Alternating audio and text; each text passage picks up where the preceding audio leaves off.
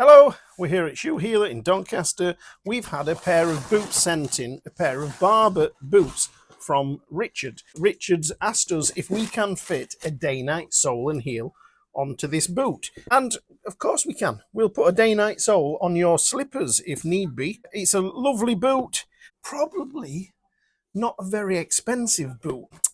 It's not got any stitching on the bottom. It's got some mock stitching on the top. We can see that the sole's worn quite soft and the heel's worn quite soft. So what we're going to do with this boot, machine it down, Blake stitch a midsole on, and then bond a Dainite sole on. That is unless, of course, Paul decides he wants to Blake stitch the whole lot on, which he probably can do. Now, a little bit of my concern with a job like this boot, this upper, was never meant to have a really nice substantial sole on the bottom. So there's always a worry that we take this light, flexible boot and turn it into some sort of monster with a super hard, heavy sole on it. And it just alters the characteristics, let's say, the characteristics of this boot. And this boot was lovely and comfortable for the guy, and then suddenly we make it ramrod solid with a nice stout midsole and a Dainite unit. And Paul, were you going to put me a heel stack in these, yeah? If that's what, yeah, whatever. If you're going to do a full rebuild on them. Well, you're going to have to, they're going to have to be blaked on, aren't they? But they're going to need Come round here a second and just go through this with me. What are you having for dinner? Nothing now. Put it there and let it go cold. It'll be fine. It'll be fine. There's a microwave upstairs. Talk to me. So this is a plastic welt on a moulded unit, moulded heel stack, and we're going to machine that right down to the welt. Yep. Put your nice midsole in unit on top. Yep. Dainite, is it having? Dainite. Yeah. But then you'll have to put the heel stack in. Yeah. Yeah. And what we'll have to do is we'll have to Blake stitch from the inside the whole, the unit and the midsole on. I was just saying to our lovely viewers that you might Blake stitch the midsole on and then bond the... People like to see it stitched though, don't they? They do. And some people, some manufacturers will actually stitch a sole and then stick it onto your boot. Don't we? We see that.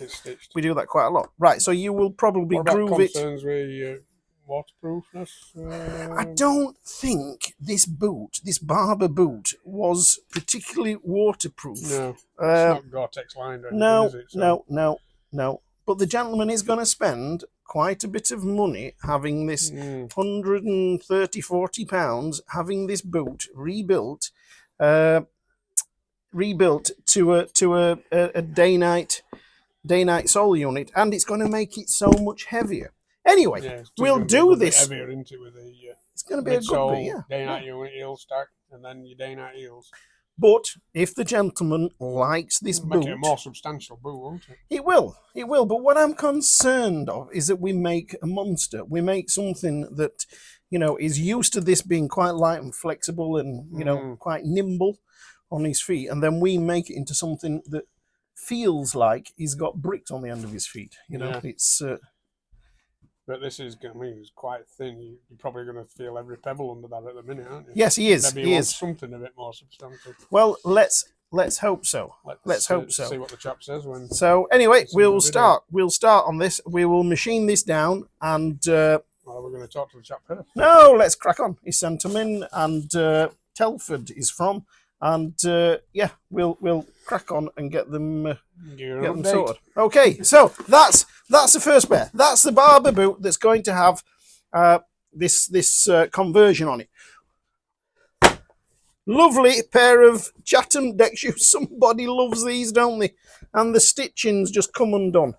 So what can we do? Well, what we're going to do is bond these together and Blake stitch them through, the Blake stitch, instead of stitching on the outsole, an outsole stitcher on the outer sole through the welt. No welt on this, so we're going to go onto the Blake stitch and Blake stitch it round. Somebody loves them. Shouldn't take long to bond those back into place. We've got to stick it first, otherwise as you're stitching it, the upper can move a little bit while you're stitching, and then suddenly you've got a shoe that's a little bit out of shape So we will bond it back and then stitch it. Pair of boots here. Do you want to come by? Yes, I'm walking past them. Yep, come on. He likes squeezing past me. He does. I push back occasionally. In your dreams. In your dreams, yeah. Okay, pair of boots. Pair of boots. So these boots here, again, these have had a repair. They're from this gentleman here. Likes getting his money's worth. You know, he does say, is the boot knackered? Well, it is. It is. It's, what? Come on, have a look. Have a look in there. Look, look. Have a look. Have a look. Yeah. Now that is just, yeah. The boot is, but the uppers, amazingly, the uppers are still quite good. And then we have here, look, you see this stitching here has gone. So this was originally Blake's stitch. The sole's been on, the sole's worn through there. Look, you see where the sole's worn through. And the gentleman does ask, he does ask and say, when you've machined that down and you've fitted the sole, did you catch the Blake stitching? And this is why it's come apart. Well, the sole is worn completely through, as you can see here. Look, you see that, just that hole there. It's worn completely through. The heels have worn really nicely down. I can see on the other one where the stitching is still there. And what's starting to happen is a stitching starting to break. So the answer is no. We didn't, when we fitted this sole, we didn't catch the stitching at all when we've machined down and fitted that sole. What we would have done if there was a concern with that, we would have re-stitched it and then fitted the sole. Now, with a Blake stitch, we all know with a Blake stitch, you are puncturing the sole. And a lot of the time people ask this question, is it better once you've Blake stitched a shoe to actually put a cover sole over the top of that sole to make sure you don't draw moisture into the shoe? Because remember, with a Blake stitch, we're stitching from the inside of the shoe, not on the welt on the outside, which is superb and nice and watertight. We're actually puncturing straight through the insole and stitching the sole down. And that is how a lot of shoes are constructed. So what should we do? Well, when the needle goes through the rubber sole or the leather sole, doesn't make a hole as such. It doesn't drill a hole. It forces its way through the fibers. It catches the thread and it pulls the thread back through. And that hole again then closes up nice and tight. So it is, on some shoes, it is a problem if you're going to be out in the wet a lot, that eventually you are going to draw a little bit of moisture up. And to stop that, you can put a cover sole on. But in my experience, if it's a nice thick rubber sole, by the time, if you look here, look, by the time that all has gone through and pulled up a stitch and then pulled back out again, it's only left a tiny hole, and that hole is filled with thread. The thread is waxed porcelain, so that will help as well. So that is the Blake stitching. Maybe one time we'll do a video all about outsole stitching and Blake stitching, the two different types of stitching. What else have we got to do? We have a pair of Timberlands that have come in, and the sole here, look on these Timberlands. Pair of ladies' Timberlands. It's just peeling off. Look at that. Look. It's a good unit. They've been good boots. The glue's gone. The only place that's stuck very well is at the toe where they've had a bit of super glue. That's all coming off and it's having a new unit on. So again, what we will do is we will check this out. If we feel this unit might at some point separate, it does seem solid, we can Blake stitch that all down. Brand new unit on the top, finish it all off. A great repair. Unfortunately, that repair is getting more and more expensive because these units are just getting so dear, aren't they? They've just nearly doubled in price, the units. This is the other one. The gentleman said when he came, he stuck the sole on himself. Look at that. I don't know what he does for a living, but it's definitely not cobbling. And then he's chewed the front off there. I think he's a fireman. He uses the thing that cuts roofs of cars in accidents. Yeah, I think he's took an axe to it or something like that. So we will get those done. Just a few of the jobs that we're on with here at the Shoe Healer. We will do the rest of this video on these Barbour shoes, okay, Barbour boots, and just see how they turn out.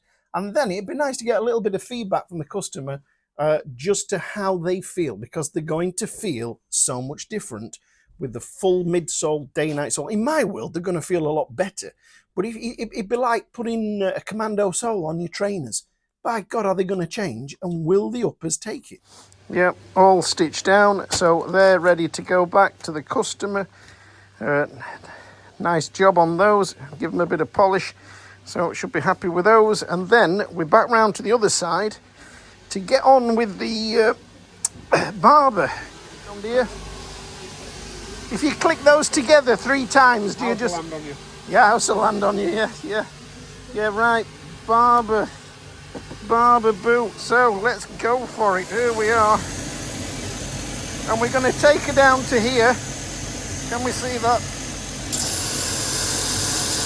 Oh, God. That is quite satisfying. Whoa, stop a minute. Stop. I've just had an idea. Am I getting you? I've just had an idea. The idea is, could we use the old sole as a midsole and just put a... Well, it'll have honeycomb in the centre, won't it? Can we just machine that down and put a unit straight on? Try it. You want to try it? Yeah. And what we're hoping to do with that is keep the weight down a little bit. What do you think? Is it going to be substantial enough? Dainite unit straight over there and stitched on. Yeah? Yeah? Yeah, it will. Look at that, cutting edge. Maybe it will. We'll put a brown one on, won't I? Yeah. Right, okay, I'll get back to machining this up nicely. Right, so that's like that like that onto there, and that Blake stitched through. But look inside, we've took the insole out, and inside there, can you see that? And then we've got a little bit of a break in the insole. I don't know if that's coming through.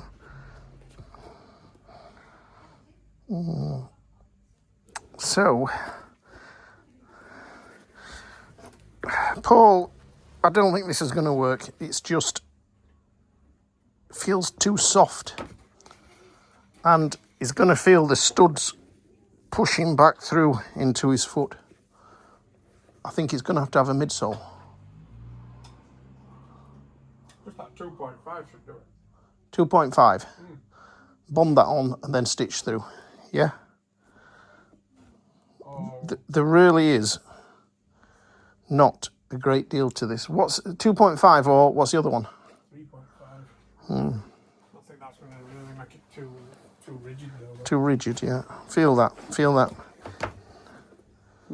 Now the insole's out. Just put your hand inside and feel that. Yeah. I think I did tell you that it would be too thin, didn't I? Did I? Whatever. I heard somebody say it. I'm sure it was me. I'm sure you were recording when I told you it was going to be too thin. I'm sure you were. So we're going with 2.5. Yes. How much? Let's do that. Okay. Looks like that one's been put in the wrong pile. There you go. Do you mind working on a boot like this? You know, it's a bit different, isn't it? Are you chewing a wasp? Sucking a Werther's. Werther's original. You've asked me a question I can't answer. Okay. No, it's all right, isn't it? Do I like working on It's a bit different. Barbour boot? You can't have Ferraris and Aston Martins and Range Rovers, and occasionally you've got to work on a Peugeot or a Citroen. Well, you buy a Ferrari, you buy a Ferrari. You can't make a Ferrari out of a Vauxhall. You can't, no. No tuck with Vauxhalls. No tuck with Vauxhall. I think your first car was a Vauxhall Viva, wasn't it? Certainly is. It certainly wasn't a Ferrari. Right. That's for sure. My last car won't be a Ferrari. You never know, kid. Yeah. You never know. Be a lottery win. Right, okay. Let's crack on. So this is primer going on here. I'd like to show people how this primer, oh man, good stuff, how it eats in. It's a Barbour, yeah. How it eats into thermoplastic. I don't think I've got anything that's thermoplastic. I'm going to go and have a look. I put a skiver, I don't know if you can see that. I put a piece in there because there was a little bit of damage on the toe, so I've just put a piece in there to build that back up. Now we apply the primer to this thermoplastic, because if we don't and we just put the plastic glue on, it just peels off.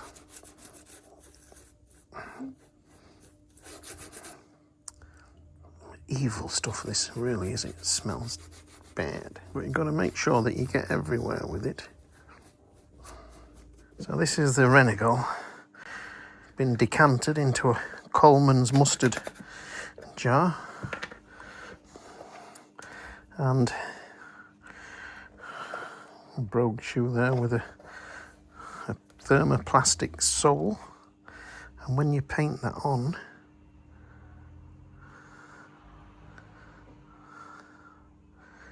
can you just see that? Look at that there, it just starts to.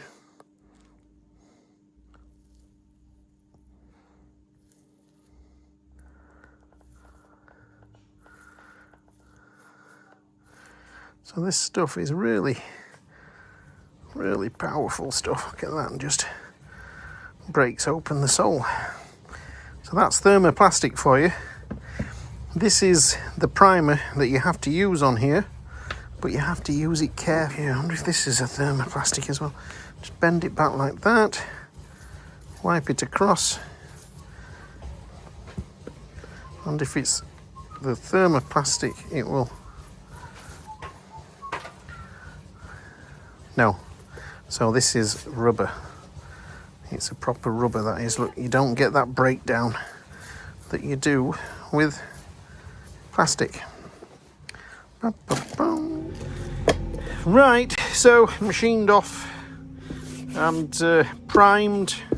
After the primer, plastic glue. After the plastic glue has dried and set, we're on to ordinary glue.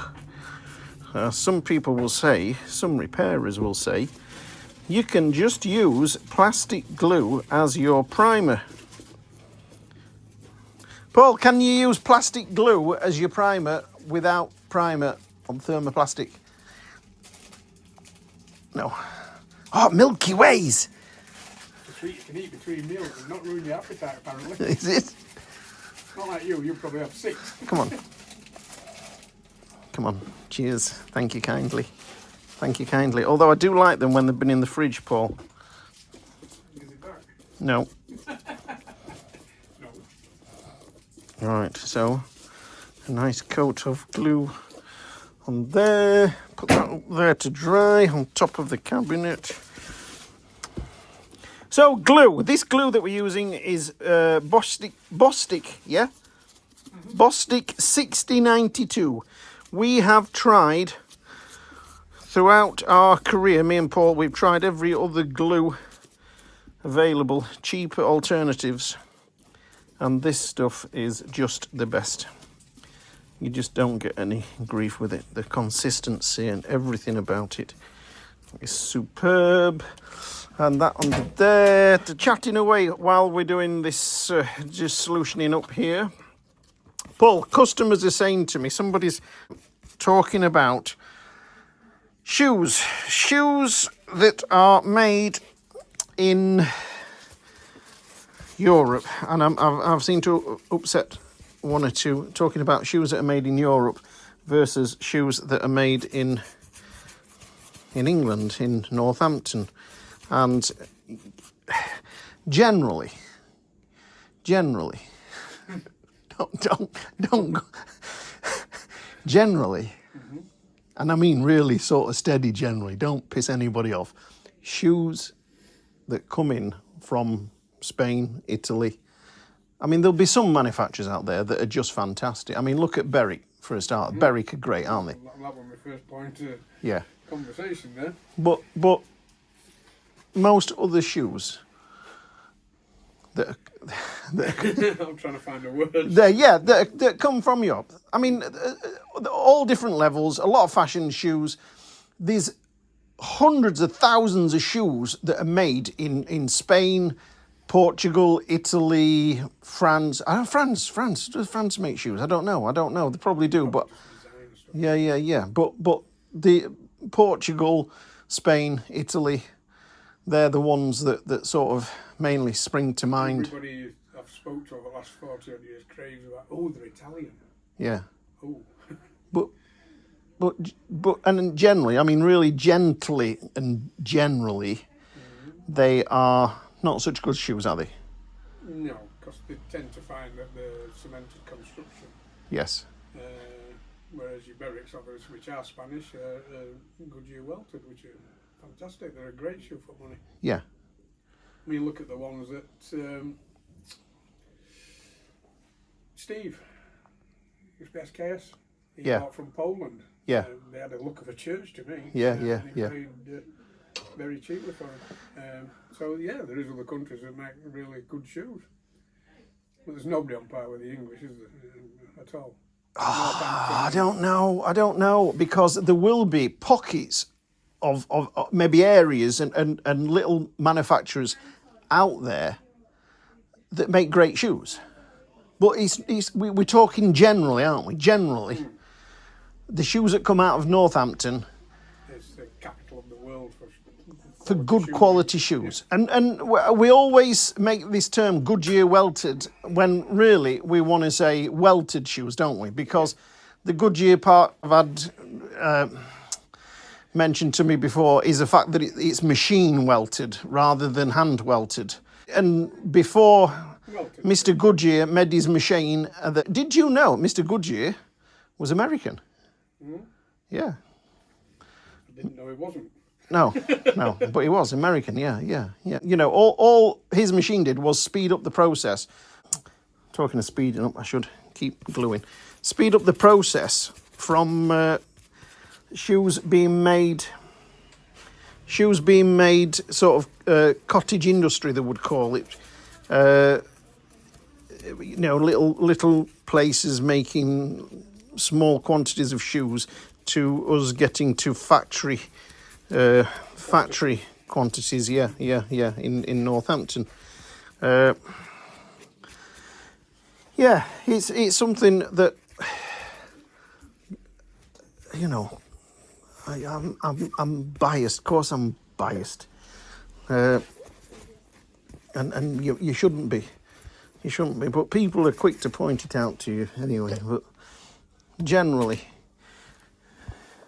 if you're buying a shoe from Northampton, it's going to be a welted shoe. The thing with a cemented construction shoe is you're not going to get the lifespan of a Goodyear welted shoe, are you?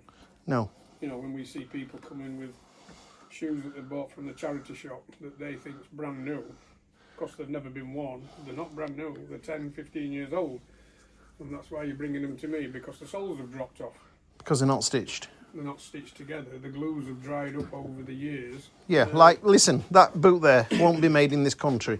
That won't be made in this country. This pavers certainly won't be made in this country. All repairable. Paul's putting a heel on there. Welted shoe, that's made here. Williams, yep, great boot. Churches. Another pair of, what are they? Oh, they're called Smiths, they are, but I thought they were Red Wing or something, but Smiths. Again, over here, Barbour, the shoes that I'm working on, not made in this country. Another pair of boots there. Timberland, not made in this country, coming unstuck. I don't know if my camera swung around to see those ones I'm talking about. But if you want a great shoe, or an English shoe, and I'm sure there'll be the odd factory out there, like Berwick. Let us know. Yeah. Yeah. Anyway.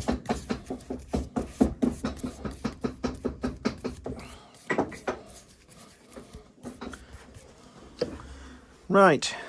Okay, so they'll get bonded on to the shoes, and then they'll get the units on, and then they'll get Blake stitched on, and then a heel stack, then the heel, and that'll be the next part of the job. Right, I'm filming now, so we don't want to know about your breakfast. Was it good? Nice treat. Was it? Not very rare that I've got time to go for breakfast, but I don't Didn't, know is what's it? happened. Yeah, it's Friday. It's Friday. Can you see? Is it Friday? It's Tuesday. Oh, it's Tuesday. Where are you? Oh, I don't know. Anyway, In Friday. it's Tuesday. Talking about Friday, do you want to go for an Indian and a couple of days? Of course I do. Of course I do. Of course I do. Of course I want to go for an Indian and a couple of beers. So we're back on the Barbers. We've got the Dainite unit on there. And so what we're going to do is we're going to groove them down here. You see that? Groove them down here. Blake stitch them on. And then we're going to bond this on, because Paul says 3 coats of glue in the press and everything, that's going to be solid, is it? Absolutely. What are you doing there? What are you? Oh, you're just putting a stud in. Yeah, that's what we're going to do. The reason being is if we put the sole on and we stitch through, every time the machine stitches through, it's a hole in the sole which is going to go right through into the insole of the shoe, which means that there is a chance that they will draw moisture into them. Not a massive chance, is there? I mean, you could do it that way, couldn't you? Well, the thread's waxed as well, so Yeah. in theory it shouldn't, but No, but just to be 100% sure, that's what we're going to do to these Barbers. They're going to be great. They're going to be a lot heavier, but we're just doing as a customer has asked us to. We'll switch that on there, switch that on there,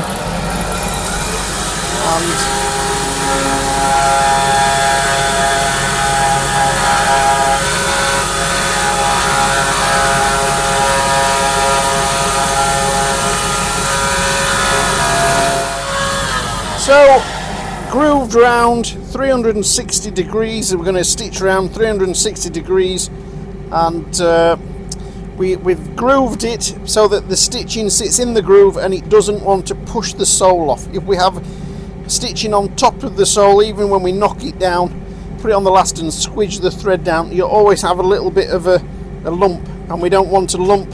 We want the sole unit to sit beautifully, and of course the sole unit's only going to be bonded on, but 3 coats of glue, and then in the press, and of course it will be guaranteed, it will not lift.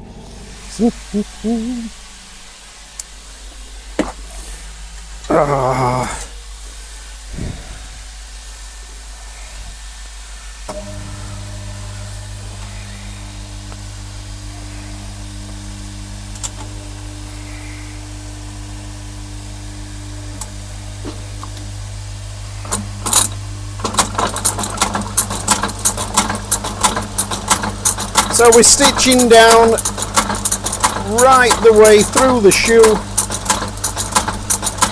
This Barbour has never been stitched before, as in the original construction it wasn't stitched down.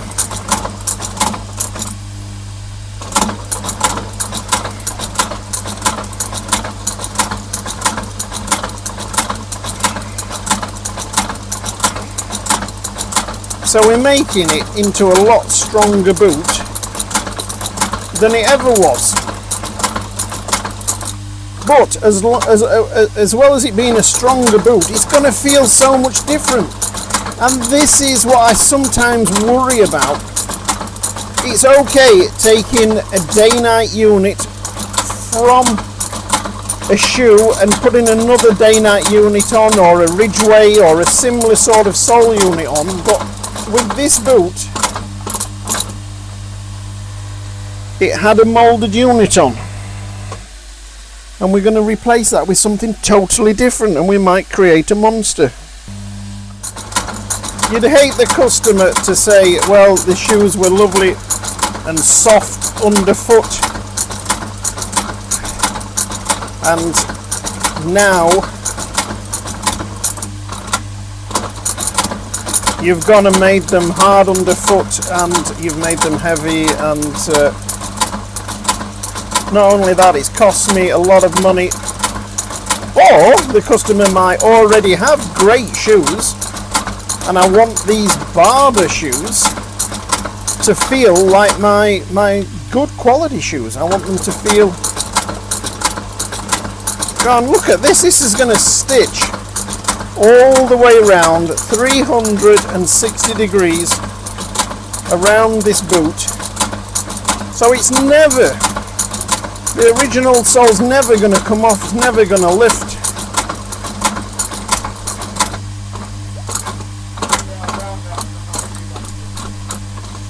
So off, off, off, put the machine, lift the needle back up so we can press the foot down, keep that thread nice and long, keep that thread longer because it's on a spring and the thread will pull back in, and then we've got to go into all of this here and start re-threading up, and then take the front off the machine down there, and there's lots of swearing goes off when that happens. So, all stitched down.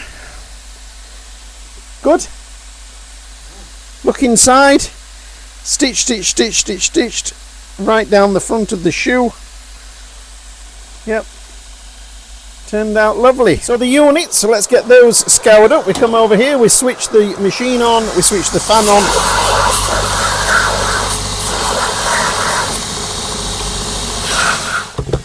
How many coats of glue, Paul? 3? Try 2 if you like. No, no, no, no. Hell no. Hell no. Let's... You're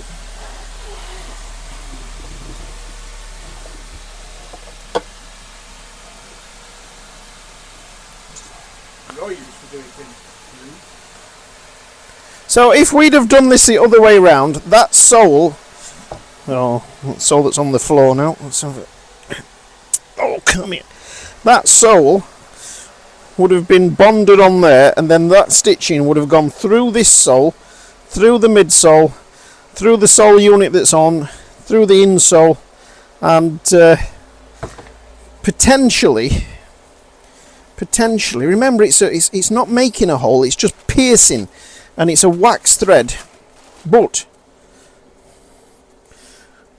potentially you could end up with just pulling moisture up into the shoe. Imagine your foot inside a shoe moving up and down and drawing, not just weeping into the shoe, but your foot is actually drawing the solution into the solution to the rain. I can get my mouth working right. I'm working it into the stitches to help seal all that up.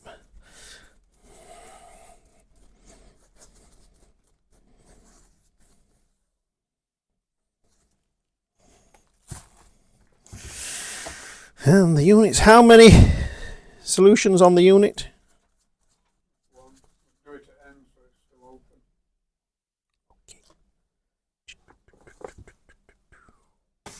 Okay, we just put those down there. Do that at the end. Leave those to dry.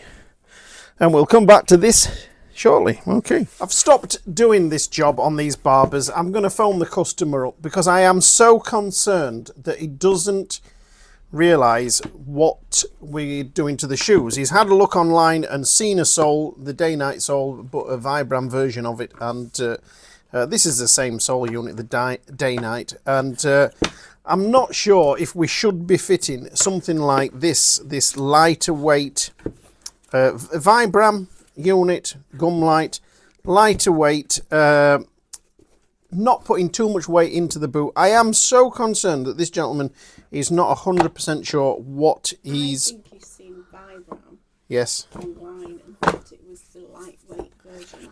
This is the other option for him. Obviously in brown, I've just grabbed a black one, but it's just lighter, it's softer, it's more flexible. If I do this unit here, I'm doubling the weight of the boot, and it's going to be quite hard underfoot. So I'm going to give this gentleman a ring and have a quick word with him, and just see what we can do. So this is the sole. I got in touch with my customer and explained the issue, and he said go with the lighter option, the brown Vibram V-Light. It will more suit the boot, just make it lovely, lightweight boot. Needs a really lightweight sole. I was a bit concerned putting the heavy duty stuff on. So anyway, got in touch with the customer and he said go with the Vibram V-Light. Come by. You like squeezing past me, don't you? No. You do. And we got in touch. I sent him a video. The video that's going to play now is a video I sent to the customer to explain the problem. Sometimes it's better to send a video and he can see exactly what my issue was. So Richard, it's Anthony at the Shoe Healer in Doncaster. I've got your boots here, Barbour boots. We've started working on them. We've got a midsole in there, all stitched together. Beautiful. And now we're just getting the unit together, the one that you told Anne that you'd seen with the dimples in. You actually saw the Vibram unit. This is exactly the same unit, but it's from Dainite. It goes on there like that, and then it has a heel stack and a heel on there and the matching heel on top. Now the problem I've got, Richard, is that we are making this into quite a heavy, substantial boot. Completely different to what was on there originally. It'll look beautiful, it'll wear well, but it will feel entirely different. A lot more weight in a Dainite unit. Now, the alternative for you is something from Vibram, a lot lighter unit, like this one here, would go on there beautifully, like that. Hasn't got the weight, it is a lot softer, very similar to what was on the boot.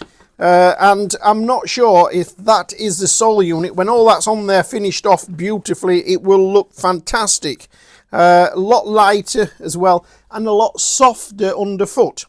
But if you want the Dainite, we'll go with the Dainite. There's another option, and that is a unit like this one here. Again, Vibram. This is a black unit. You would obviously have a brown unit on yours. I don't know if you can just get an idea of how that would look on there. Yeah, absolutely fabulous. And again, this is a soft unit and is very light.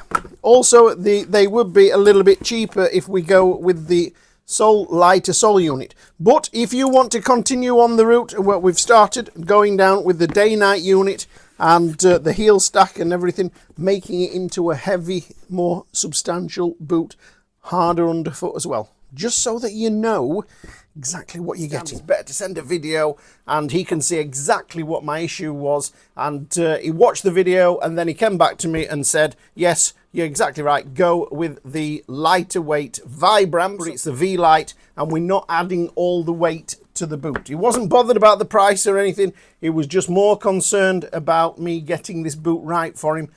So the lighter weight sole is going on. We'll continue the rebuild now with the lightweight sole.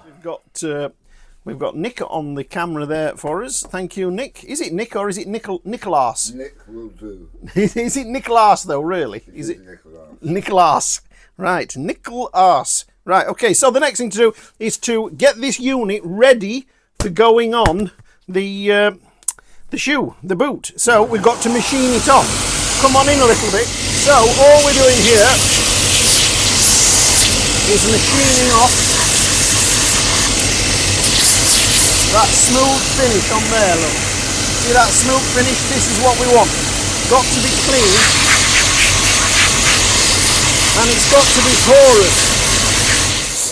Right, so we've cleaned all that off. Why do we clean it off? We clean it off to give a nice surface, a porous surface, and this is where all the different glues come in and the primers. You've got to get it right. This one is quite simple. It's just the Bostik 6092. People ask about the glues. Here's the glue in here, Bostik 6092. The nearest thing to it that you can probably buy without going to a shoe repair place is Evo Stick. Come in here, look, this is machined off. Oh, look at my grubby fingers. This is machined off. This is the original surface. This is the glue. Okay, so this glue, look at that. Look, if we don't machine it off, can you see how that glue is just peeling off there? Can you see that, Nick? Yeah. Look, that's... Now, if we put the same glue on this section, we won't be able to peel it off. So even if we put a plastic glue on there, it would just peel off again because this isn't plastic, it's rubber. If it was plastic, we really wouldn't need to machine it because the plastic glue will eat into plastic. And it gets rid of the need to machine it off. Now, most repairers, they will machine it anyway. It's just inbuilt into us to get this clean. And once we've cleaned it off, we also try and avoid handling it too much, because there's nothing like you've just had your fish and chips. You'll eat them with your fingers, and then you're straight into a shoe, and you're leaving your greasy marks all over it. Okay, so that's why we machine them down. Where's the boot? The boot's here. This is having how many coats of glue, Paul? Apparently this winds people up when I ask Paul how many coats of glue. I know how many coats of glue he needs, but you don't. So I ask him a lot of questions that I know the answer to, and I do it for you. If it makes me look stupid, that's fine. How many coats of glue, Paul? Three coats of glue. Three. Okay. Cloaks, yeah. Three.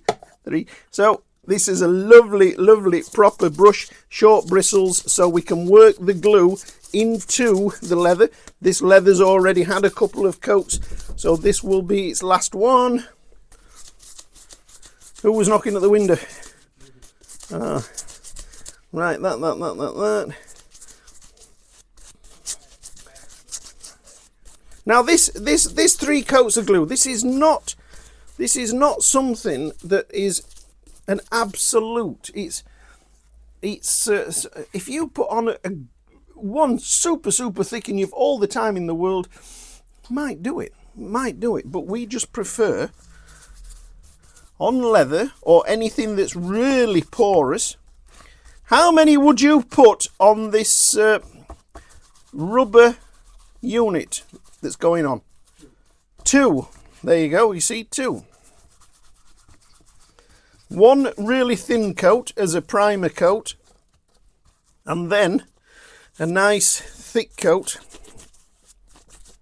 and we will let them dry, and then we'll go into the activator the heater, just to warm it up. Now the tin of glue will have on it an open time, and it will say your open time. So I glue 2 items up, I get the right amount of glue on that I want, and I leave them until they've gone dry to the touch, but they're still sticky when they come together. That's my open time. That might be as much as 30 minutes, might be as low as 15 minutes. After that, I've got to activate the glue, reheat the glue, and the glue goes soft, and it gets the open time back to us again. So it's I hope that makes sense. We heat it up and the glue goes gooey again, and it allows us to stick it together. Sometimes that's better because the glue's already soaked in, dried in, and all you're doing is reactivating the surface of the glue to stick to the other surface. The behind the glue, where you're sticking to the sole, to the leather and to the rubber, that's already set, and all you're doing then is reactivating the 2 faces that come together. Okay, turbo boost button here. Oh yes, get those under there. Another job waiting. Put these back together. Repair, it costs £50 to glue those back together.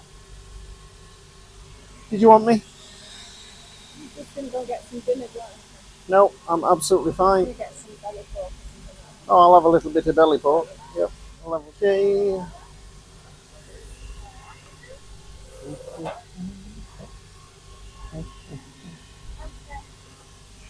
Hey up, you alright?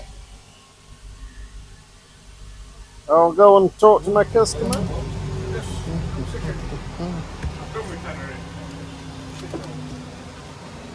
I'll tell you what, it's a bit early like what we like Puerto Rico. The simple reason is that you've got bottom on top and then the wood top. I've never been, to be fair, so that'd be an option, but You know that strip? yeah, So it's so shut, isn't it? Yeah. Because I'm talking local at parcels today, he said to me that his daughter works there, and they're having a party New Year. I said, "Right, she working." She said, "No, we shut it off." And we'll get same with this TV. It was Mexico, isn't it? I'll go to Mexico for a week or I won't let them find out about it for the 15th. Well, he's shutting again, obviously. I don't know.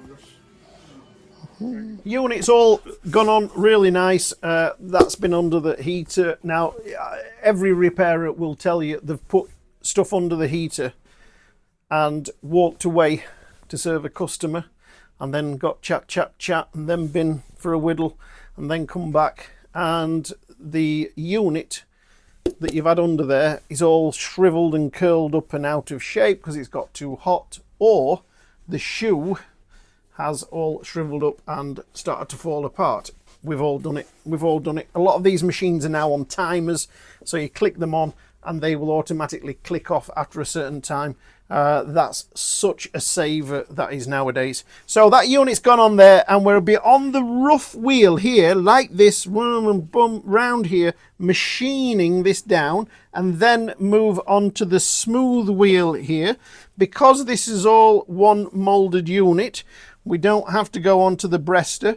We can just machine all that nice and smooth, and that will be the edge that we have. And then we can decide if we're going to put any treatment on that edge, as in any ink or wax, just to make it look right. Now, it might look fine once we've trimmed it off, so we'll crack on and see what happens.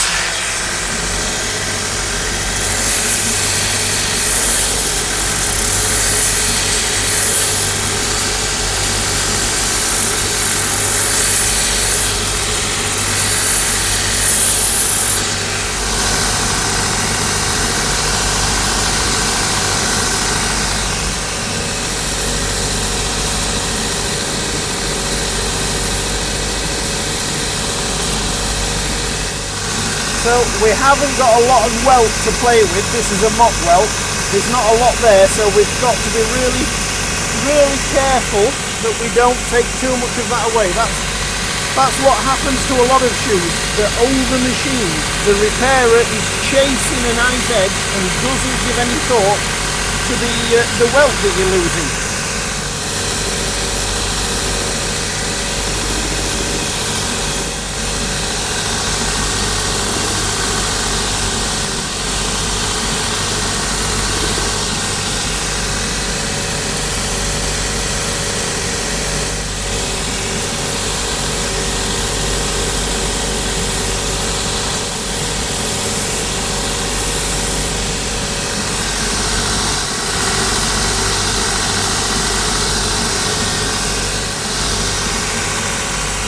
Now there's a very slight issue here, that when we've put the midsole on and we've stitched it, we've actually pulled it in slightly and the original mock welt is leaning back. So if I was to continue on there trying to find a nice edge, we'd just lose the welt altogether.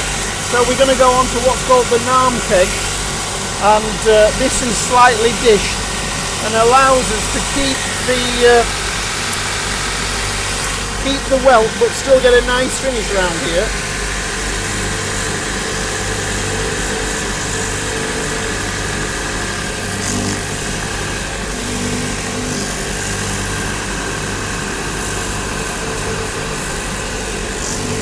So I'm able with this to get in and just get that edge really nice, and it's taking more out of the middle and leaving the top edge and the bottom edge.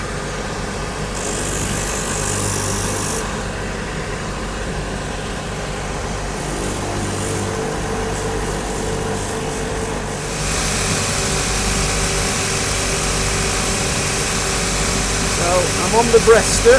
This is not what the breaster's for, but you've just got to try and get a nice edge in there.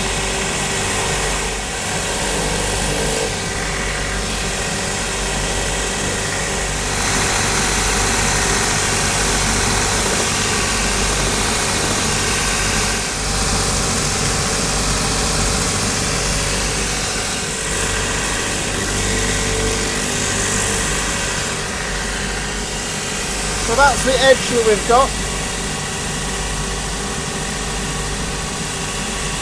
And And I don't really think I'm going to do much with that.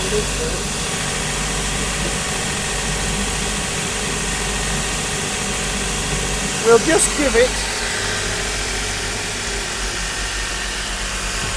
give it a nice light brush on the mucky one there, look, like that.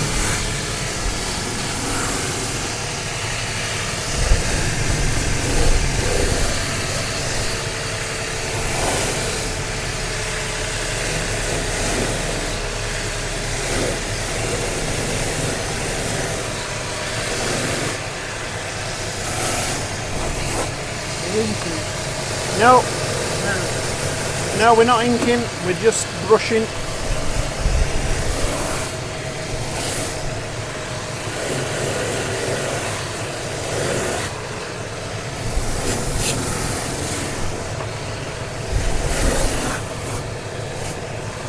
So the brushes, the friction from the brushes gets really hot and it melts this top line here, which is the muck welt, which is plastic, and it melts a nice finish onto that.